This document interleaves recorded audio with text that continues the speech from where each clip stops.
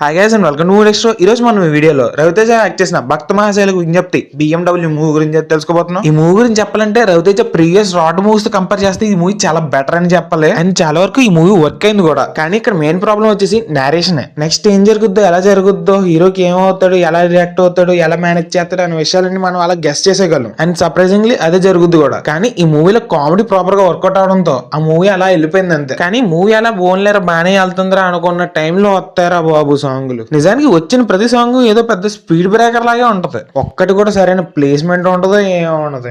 మొత్తానికి ఏమైనా మూవీ అయితే ఫస్ట్ హాఫ్ వరకు బాగుంది అనిపించింది. కానీ సెకండ్ హాఫ్ వచ్చేసరికి కొంచెం అటు ఇటు అవుతున్న ఫీల్ అయితే వచ్చింది. బట్ మెయిన్లీ క్లైమాక్స్ అయితే ఇంకా సాయిరామే టోటల్లీ అన్కన్విన్సింగ్ క్లైమాక్స్. అసలు ఈ మూవీ ఎండింగ్ లో ప్రాపర్ జస్టిఫికేషన్ ఇవ్వలేదురా బాబు అనిపించింది. ఎనివే క్లైమాక్స్ ని కొంచెం పక్కన పెట్టేసి మూవీ చూస్తే మాత్రం ఓవరాల్ గా బాగుంది అనిపించింది. మొత్తానికి సంక్రాంతికి సరదాగా నవ్వుకోవడానికి ఒక మంచి కామెడీ మూవీ అంటే మాత్రం దీన్ని ట్రై చేయొచ్చు. అలాగని చెప్పి మరీ అంత సాటిస్ఫై చేస్తుంది అంటే అంత చేయలేదు. కానీ రవితేజ నుంచి వచ్చిన ప్రీవియస్ మూవీస్ కంపేర్ చేస్తే ఇది కొంచెం సాటిస్ఫై చేసిందని చెప్పాలి. So that's the review guys. ఈ రివ్యూ కానీ మీకు నచ్చినట్టయితే ఇలాంటి మరెన్నో మూవీ రిలేటెడ్ ఇన్ఫర్మేషన్ కోసం మన మూవీ ఎక్స్ట్రా సబ్స్క్రైబ్ చేయండి and keep watching movie extra.